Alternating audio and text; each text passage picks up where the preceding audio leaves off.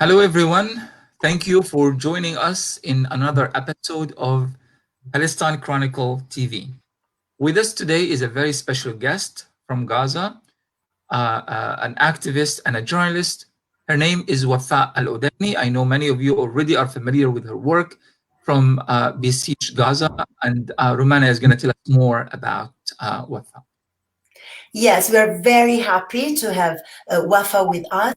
Wafa is a witness to many of Gaza's recent tragedies, but also of Gaza's never-ending resistance. In fact, she experienced the violent and brutal Israeli military occupation and then the subsequent blockade imposed on the impoverished Strip in 2006, and then, of course, the Israeli and the destructive Israeli wars, especially the one in 2014, the year where Wafa got married, but also the year where Israeli airstrikes destroyed her parents' home and their parents-in-law's home. But war and siege strengthened Wafa's resolve, and she became more and more involved in covering the Gaza news, hoping to defy the mainstream media perceptions and stereotypes about Palestinians and Gazans.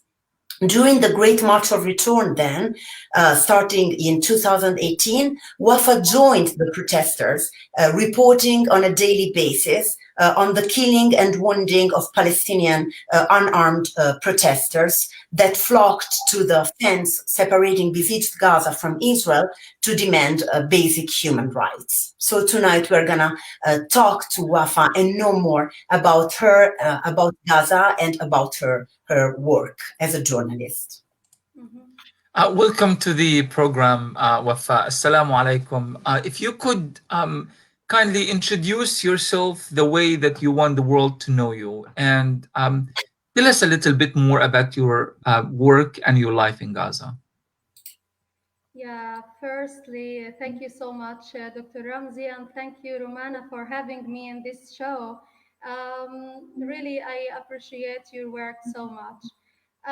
Yeah, I'm Wafaa Aludaini. I'm a journalist based here in the Gaza Strip, and I'm a Palestinian refugee. For my parents were expelled from Beersheba, which is right now in Israel, and actually. Being a journalist in the Gaza Strip here is not an easy task because every single day you are subjected to being killed or injured or even imprisoned by the Israeli occupation forces. In fact, actually, hundreds of journalists got murdered by Israeli fire. So, indeed, the Israeli occupation forces do not differentiate between people. Everybody is a target for the Israeli occupation. For my own experience, indeed, I studied the English language in the university, and I am supposed to be I'm supposed to be a teacher or translator. But following the mainstream media actually triggered me so much, So to start, they actually distort our image, and on the other side, like um, they distort our image in Palestine. And actually, after that, I started to think of joining the media. But actually, there are so many challenges here in Palestine. Firstly, there is no media major here in Palestine, in particular in Gaza Strip, and it's so difficult, to exit outside Gaza to study, media in English language. So actually, I joined this field, and I worked as a broadcaster for online English broadcast, and was a contributor to PCFM radio in Bristol in UK. Then actually I started to update the people of what is going on here in Palestine. on the social media platforms. But you know that Facebook and other platforms, they just delete the Palestinian accounts, and they are fighting the Palestinian narrative as well. So actually, um,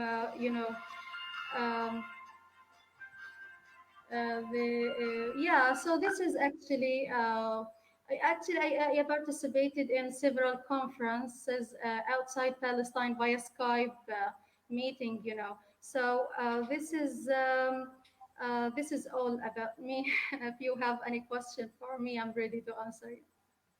Yeah. Of course, Wafa. As a journalist, as we were saying before, you have followed the Great March of Return. Can you tell us more about that event, which maybe was the highest point of the collective Palestinian resistance, at least in recent years? And where do we stand now in terms of popular resistance in Gaza? Yeah, of course.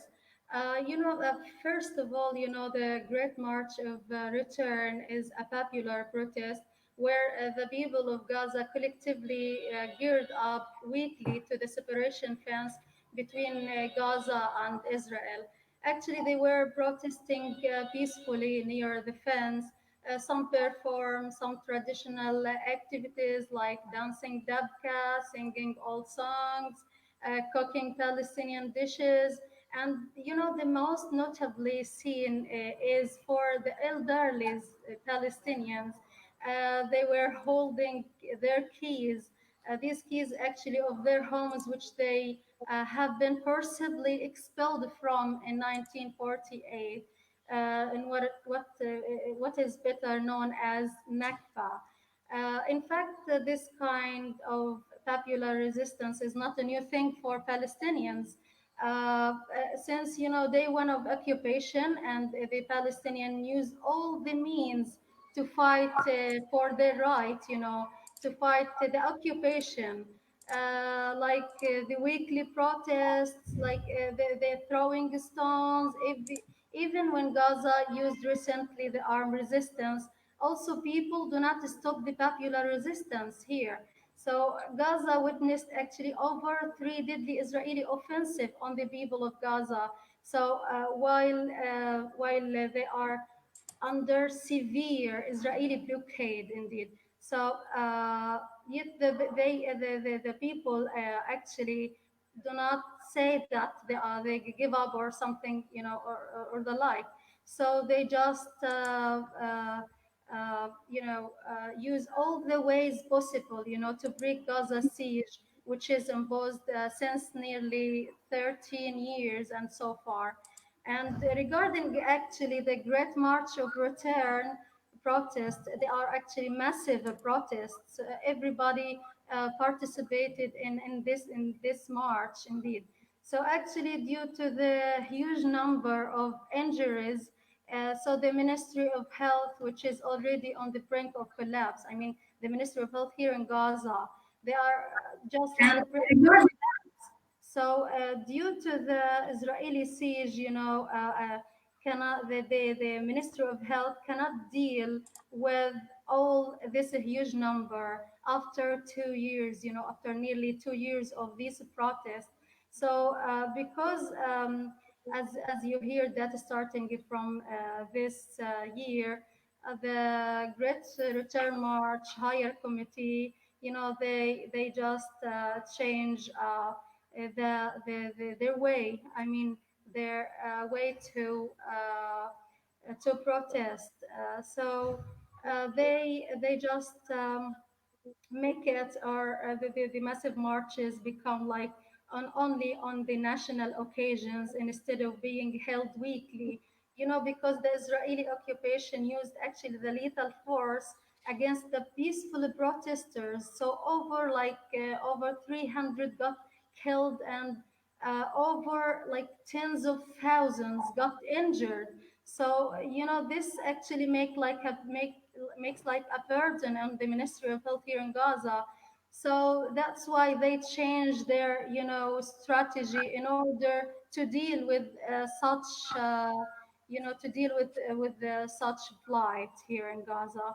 So yeah, following the Great Return March and following the people here. I mean, those people who got injured. I interviewed several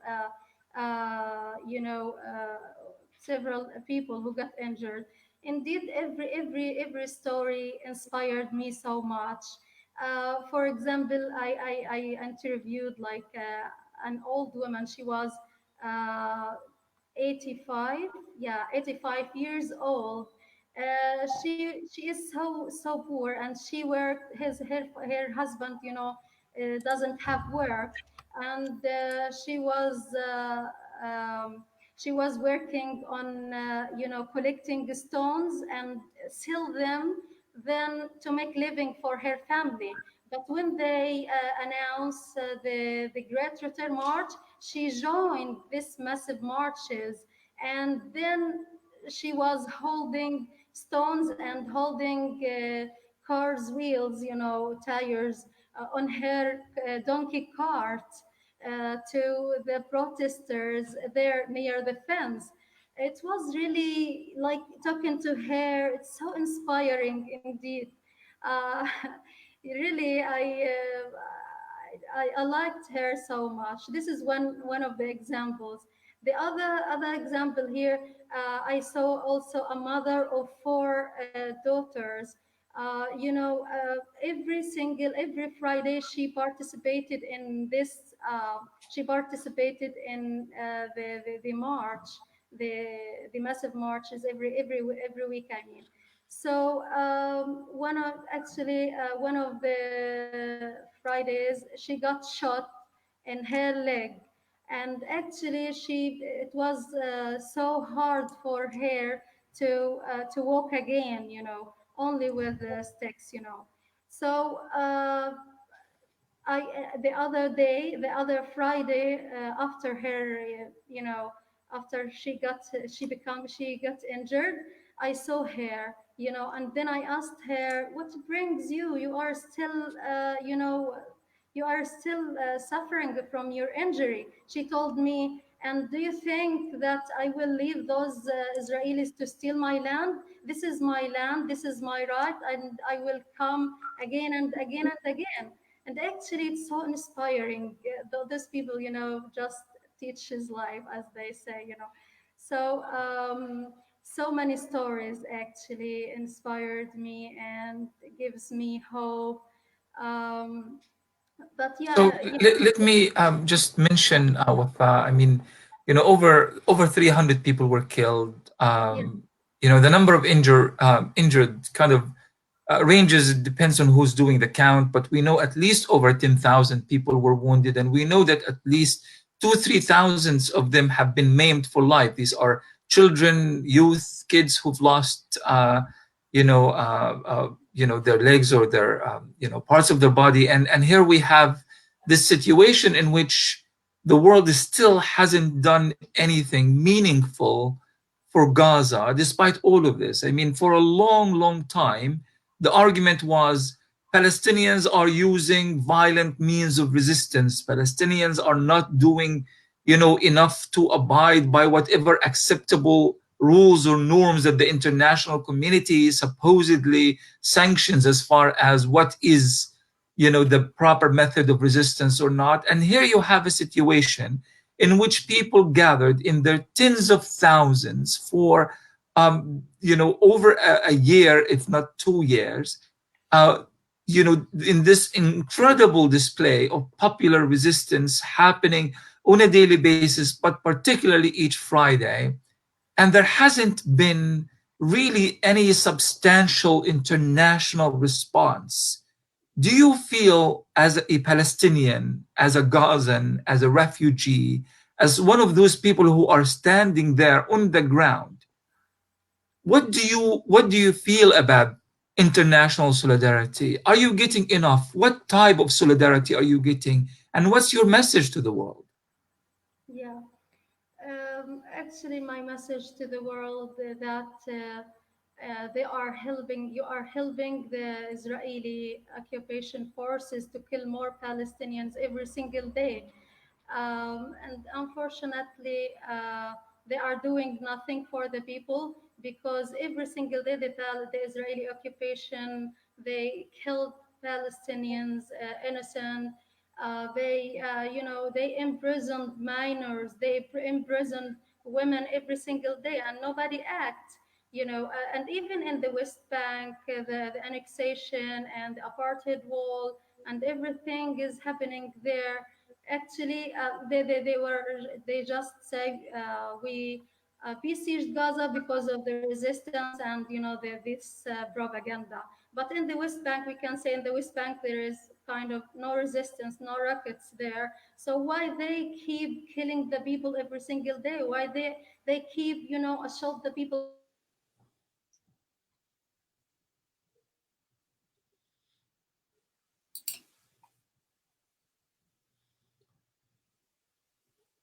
Why they There is a technical glitch on Wafa's side. Hopefully, it can be restored quickly. Yeah, for now, just until Wafa comes back to the show, Romana, Wafa is a contributor to the Palestine Chronicle. She is one of several contributors in Gaza, mainly in the West Bank as well. As we try our best to really kind of give space to the voices of Palestinian journalists. Yasser Murtaja, when he was killed during the Great March of Return, sadly, we did not know.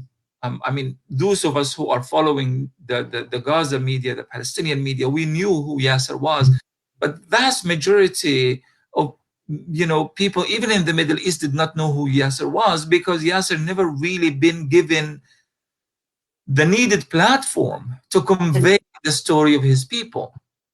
That story is usually entrusted to a Western journalist, the Guardian, the Independent, Al Jazeera, and so forth.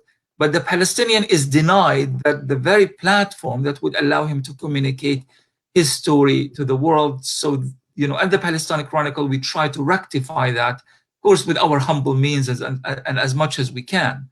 How do you feel about this? Yes, it's absolutely true. And that is proven by what Wafa was telling us earlier. The stories that she was conveying are stories that you cannot read in our mainstream media.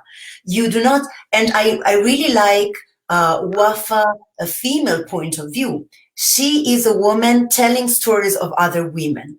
It is her distinctive trait, if you want, distinctive sign. In fact, I remember the first article Wafa sent to the Palestine Chronicle was just a feature about a woman who was shot by an Israeli sniper at the fence separating Gaza from Israel.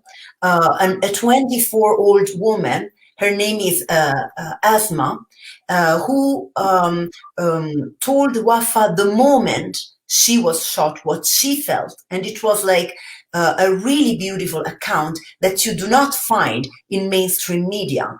And you do not find the stories, for example, of these very strong and empowered Palestinian women who are part and parcel of the Palestinian resistance. I'm gonna push my luck here just a little bit, and I might upset a few people by saying that, but by now me. I think I have I have upset more people in my career than I can keep track of. But let me suggest this: is it possible that because Wafa not just wears a hijab but wears a niqab as well?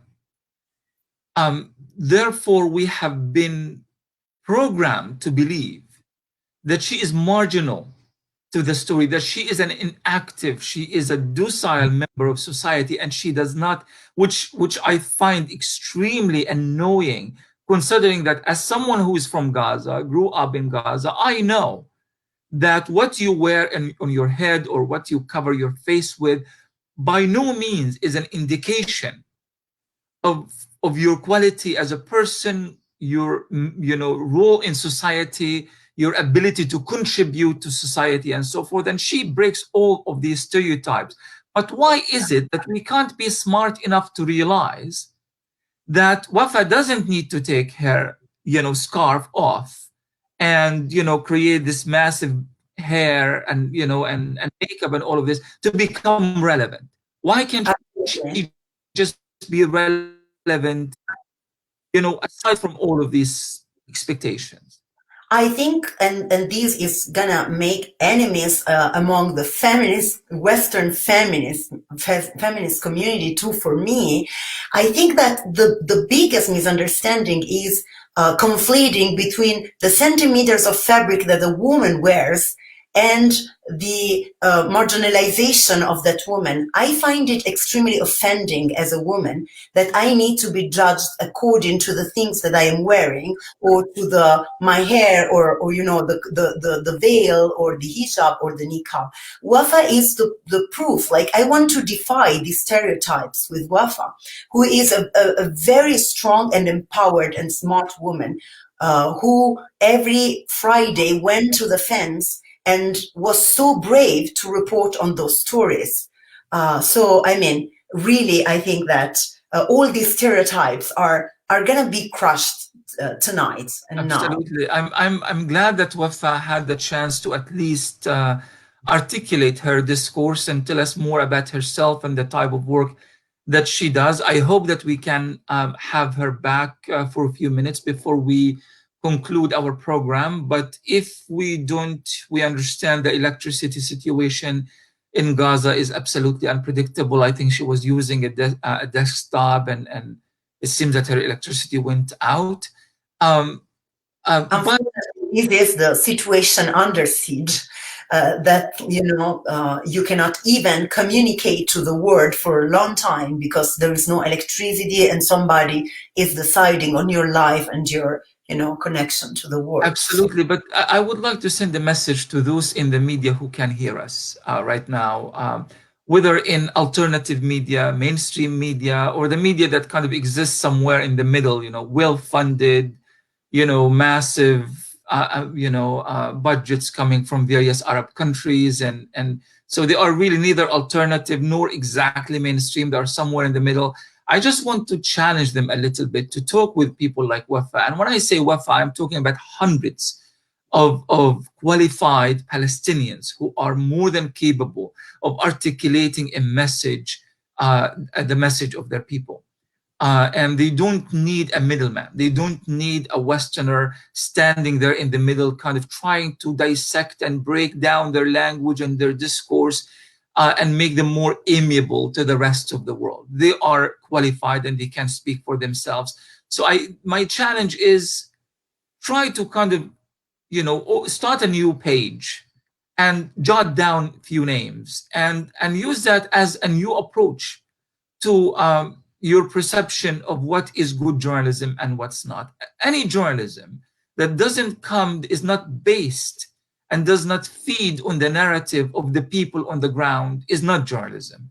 And any journalism that does not give women their voice, or actually they do have a voice, rather to provide them with the platform to make their voices heard to the rest of the world because of a certain stereotype, because that woman doesn't fit the stereotype of what is an educated, enlightened, liberated woman should look like.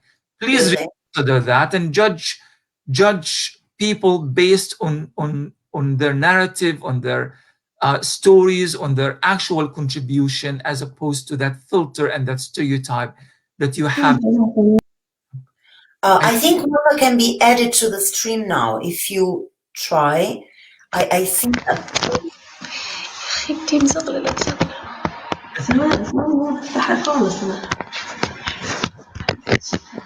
Okay, I think she is trying to get back, but we will connect with her the moment she is able to set. I think she's trying to connect via her cell phone. Yeah, I think so. She's very resourceful, and we know that. So. I was really hoping to talk to Wafa about Ramadan and the Eid in Gaza. I was looking at photos sent to us by our photographer in Gaza, photojournalist Fawzi Mahmoud about the Eid in Gaza on the beach. And I was absolutely, well, I mean, I want to say astounded, but I'm not. I am from Gaza, so I know that there is this sense of celebration, extremely simple and humble means, but there's, people picnicking on the beach, kids playing, swimming, horse riders, going all A over. wonderful sunset And the on. sunset, we're going to be sharing this gallery. So siege or no siege, Gaza lives. And I wanted to kind of hear from her some of the things that they've done in terms of this quarantine. And, despite of the quarantine, the things that they have Right, done. exactly. Let's see if I can, No. again, Wafa, can you hear us? Yes, I can hear you. Can you hear me? Yes, We we Sorry can about hear you. We can't see you very good, but it's okay as long as we can hear you. not sure, because of the electricity cut off, so I had to change Yes, the we've laptop. already kind of expected that there is an electric outage in Gaza. But yes, Yeah, now we see you and hear you. yeah. So Thank you so absolutely. Romana, do you want to take it from here? Yes, Wafa, well, you had your problem with the electricity. We were just speaking about the recent Actually, presentation. I can't hear Romana so much. I can't hear Uh, Romana. yeah, can you hear me now, Wafa? I can't hear you, Romana. Sorry. Okay, Ram, how about, can you hear me, Wafa? Yeah, yeah, I hear you, doctor. Yeah. Okay, good. Okay, so Romana, I think there is a problem with your yeah, Italian internet you need to fix. exactly. So we were talking, Wafa, about despite of everything that is underway in Gaza, despite of the successive wars, despite of the protracted siege, despite of everything, there is, the people in Palestine, the people in Gaza still celebrate. They take every Yeah. occasion to celebrate. They celebrate. They lived Ramadan to the fullest, despite and despite of the coronavirus and but the Eid was also celebrated in full, and we have been looking at many pictures coming to us at the news desk from Gaza. Tell us, what did you do during the Eid, and how did you celebrate the Eid in Gaza? Yeah. You know that the people of Gaza actually nothing hinders them. They love life. They just enjoy everything, the simple things. Just the simple things makes them happy. For the the coronavirus outbreak here in Gaza, actually we can say that the people of Gaza just they know well what does it mean, because they got accustomed to such lockdown measures. They used to the Israeli occupation curfew. They just accustomed to the Israeli siege. So everything, I mean, regarding the closure of borders, regarding the missing of so many products from the markets. So it's okay, but they manage actually to celebrate despite anything happening from the Israeli occupation. For this actually for this idea, indeed the people of Gaza, yes, celebrated, but not that that much, because of the precautionary measures. The parks and the amusement areas are closed, so they have only to visit each other and celebrate with their families, with their neighbors, and the refugee camps and the stuff. But at least they just enjoy their time. We can say that they enjoy their time despite the everything happening here, despite the bad economic situation here. They managed to celebrate at least. Yeah. That's yes. Yeah. What I was going to say, Wafa, I don't know if Romana, if you can try to talk and see if Wafa can hear. Yes, Wafa, can you hear me now? I think I still can't hear you, Romana. Sorry. Sorry, Romana. You I will still be can't hear you. excluded Sorry. for the next few minutes. Yeah. I was hoping to, and I hate to put you on the spot for this question, Wafa, but we get asked quite often by sincere, genuine people around the world, what can we do? What can we practically do to show our solidarity in a more meaningful for Gaza? Because there's a lot of passion, a lot of frustration, a lot of anger at what Israel is doing, and a lot of desire to do something about it. You are based in Gaza. What can people do in a way that is meaningful to you and to your efforts on the ground? Yeah. Actually, for you asked me about the message, and my message here, firstly, for the international journalists around the world. Those journalists who are working with the ministry media, especially in particular, those people. I'm telling them that actually you are helping the Israeli occupation in killing more innocent people here in Palestine and in particular in Gaza Strip.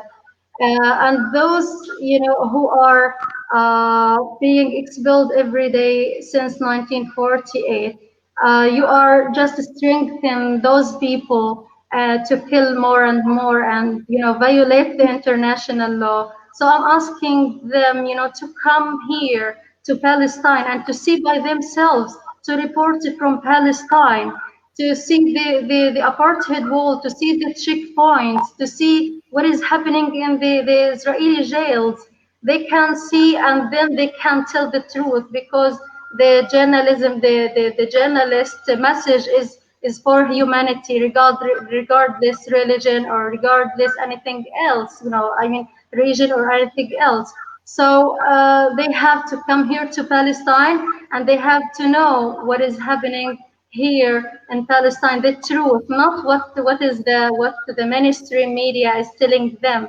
They have to see by themselves and then report what is happening. This is, the message for the journalists and for everybody, who are just talking or who are just defending the Israelis. I mean, the Israeli occupation. Just come here and see by yourself what is happening. Listen to the people who got their children killed. Listen to the those who got expelled from their homes. And every home in Palestine there is a story of misery. But in fact, those stories actually cannot we cannot see them or watch them in the mainstream media. Uh, So Wafa, I'm sorry to interrupt you, but because you were talking about stories that are unheard, there is a particular yeah, picture that you sent us that I would like to ask you about it, if you do not mind. Let me yeah, just see if I can share correctly. This picture, um, yeah, you, you are on the right, you're standing with your comrades, your colleagues from the 16th October group, and there is a lady in the back who has yeah, a bandage on her eye, and you are yeah, covering one of your eyes as well. Tell us about yeah. this photo. Who is this lady and what happened?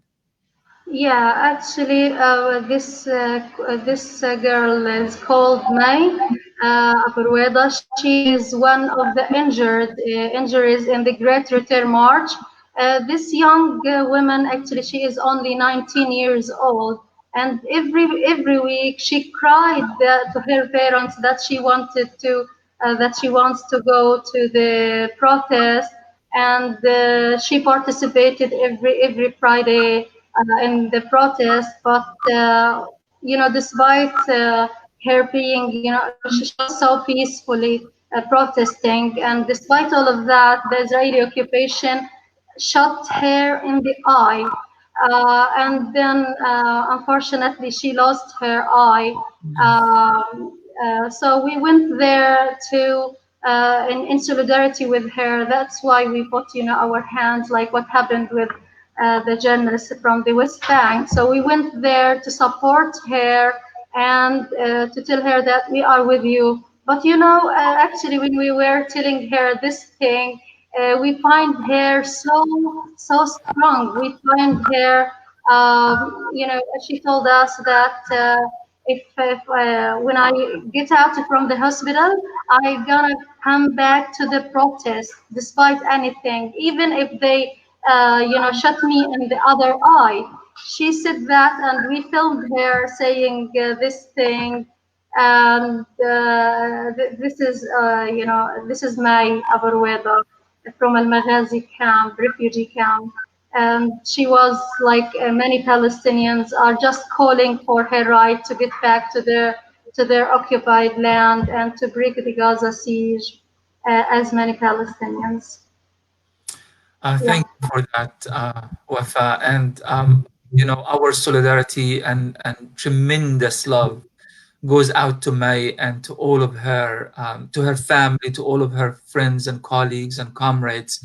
I must tell you, Wafa, that when we participate quite often in conferences and events related to Palestine anywhere in the world, and quite often you kind of come back with this kind of feeling. I don't want to say defeat, but rather just feeling discouraged or and oftentimes pessimistic. But when you talk to Palestinians like yourself on the ground, when you hear their stories, you will find that the reality in Palestine is quite different. There's no time for pessimism. People are strong.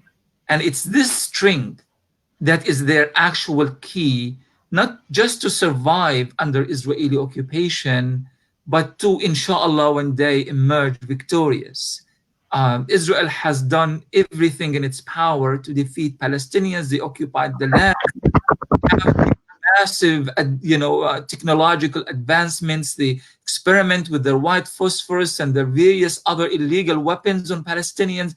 Yet at the end of the day, they never, ever, ever achieve their objective.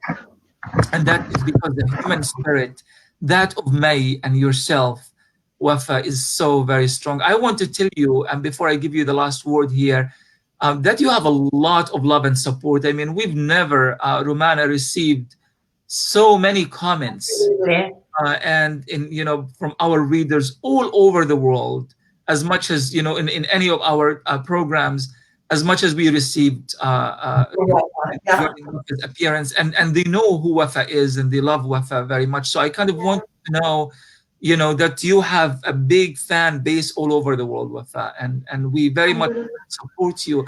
Just one final message you want to convey to your fans, to your readers, any final words? Yeah, actually, thank you so much, Dr. Ramzi, for this warm word and nice words. And really, I actually, yeah, I contacted so many people around the world. I started to work in the foreign media since 2013. I met nearly all of the pro-Palestinians, activists, and journalists who came here into Gaza. And yeah, because my message is for only for I love everybody who tell me about Palestine, who just you know I just I don't know what to say, but really I appreciate everybody. I mean, everyone who is who just announced his solidarity to the Palestinian people, and I appreciate their efforts because I just saw so many conferences outside Palestine. They just so many protests and so many contacted me to tell me that we protested today, we held a seminar today, and this stuff. And really, I appreciate that, and I felt like there are so many. I mean, so many great people outside Gaza, outside Palestine, and they support us, but we never heard of them in the media. We never heard that Americans, support Palestinians, or British people support Palestine. So I just feel so happy for those people who support Palestine and who support the right of the Palestinians here in Palestine. And my message to all of them, what I'm gonna say, I have no words for you because nothing, I can't thank you enough, because you are doing great for the Palestinian people. And when we just see you protest and calling for our rights, we just feel like you are awesome people, and we hope that we can achieve the freedom of Palestine together, and we can witness, the freedom of Palestine together. Inshallah, here in Palestine, we can celebrate together the freedom of Palestine in Palestine itself. Thank you, and So, I'm gonna finish with just one of the numerous comments that we have been receiving is from Saliha Rahal, a message to you, Wafa. She says, um, in fact, there is a way we can actually share that. Can we share that? Yeah, we Yeah. can. I didn't even realize we had that option. So, Wafa, we salute you. All in Gaza, hugely grateful for your witness accounts. Surrender will never be an option. Your bravery and resilience is most humbling. It is our moral duty to support you always. Kul am wa antum bikhair. Thank you very much for that, Saliha. Thank you so very much, Wafa. I know we are going to bring you back in the show to discuss more specific issues. Today, we were just hoping to introduce you to our readers and to our audience, and inshallah, we're going to take it a step further in the future and to discuss various issues that you feel are important for the world to understand and to hear. Thank you again, Wafa, and thank you for this. Thank you for this, Dr. Ramzi and Romana. Really, it's a great effort and it's a great show. And I hope that it's gonna go viral everywhere and everybody will listen to it. So thank you for this and thanks for having me again. you're welcome. Thank Thank you. you. Take care. Bye bye. I am sorry, Romana, that there is that audio issue. So, but I hope that you felt like you managed to ask some of the questions you wanted to ask. Absolutely. And I'm really happy that we made it possible because I think voices like Wafa's voice are so important. And I really think that as activists, what we can do is exactly that, like letting Palestinians speak for themselves and helping them share their narrative because they have a narrative which is powerful enough. We don't need to replace Palestinians. We need to share their voices. And I think it was really humbling to listen to Wafa's voice in a sense, but also so empowering, as you were saying, because there is no room for pessimism when you need to fight. Wafa reminded me of the female partisans in Italy in the 40s and 50s that were relentless in their fight for freedom. And I want to wish all Palestinians that as Italy was liberated then, Palestine will be free very soon, inshallah. Inshallah. Thank you, Romana, for your participation.